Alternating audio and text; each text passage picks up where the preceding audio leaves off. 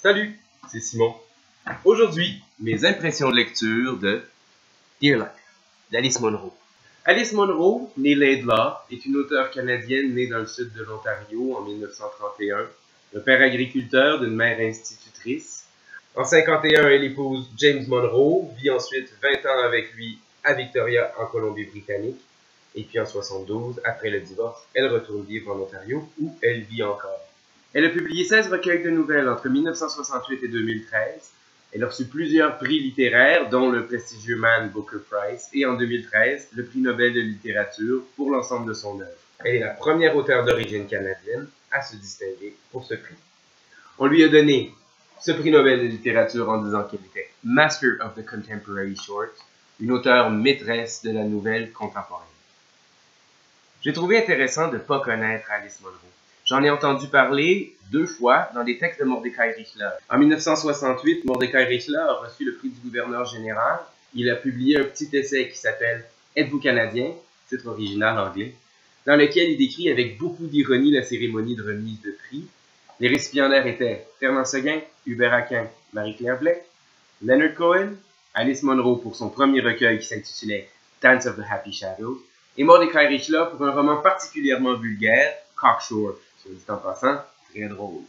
La deuxième fois où j'ai entendu parler d'Alice Munro, c'est dans la préface de la 2e édition anglaise du recueil de textes The Street, toujours de Mordecai Richler. The Street a été traduit en français comme Rue Saint-Urbain et s'est présenté comme un roman, alors qu'en réalité, en anglais, Richler voulait que ce soit des histoires.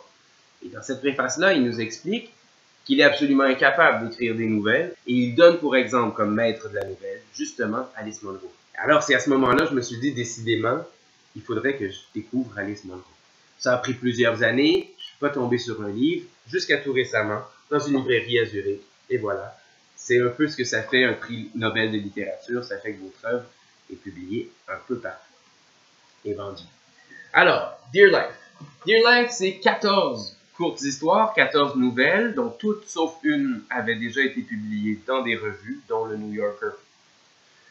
Ce sont des textes qui se passent en milieu rural ou dans des petites villes, surtout dans le sud de l'Ontario, quelquefois en Colombie-Britannique, pendant la Seconde Guerre mondiale, après la guerre surtout, jusque dans les années 60 ou 70, même si on ne sait pas toujours à quel moment se déroule chaque histoire.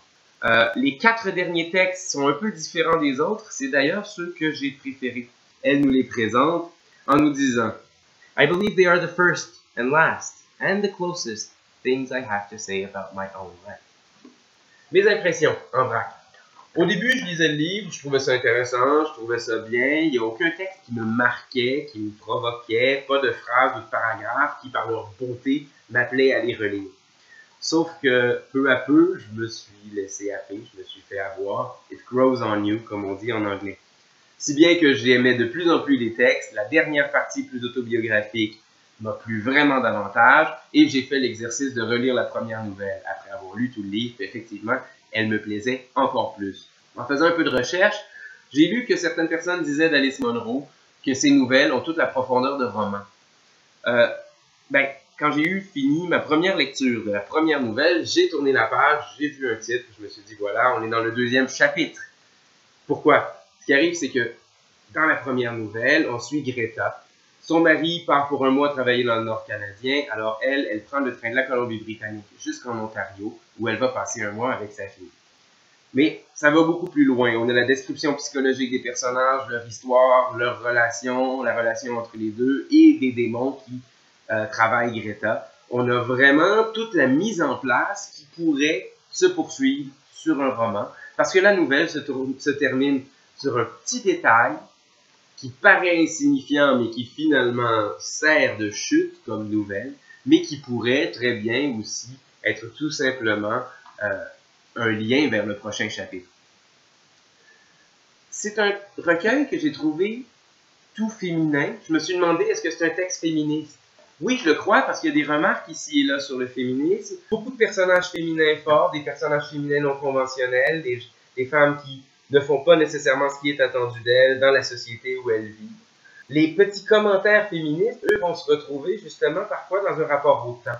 Surtout sur une narratrice des années 2000 qui regarde les années 40, 50, 60 Même si le féminisme n'est pas un sujet principal. C'est féminin, c'est tout là, et c'est juste beau, c'est tout naturel et ça m'a plu. Mais il y a quand même quelques remarques un peu plus directement féministes.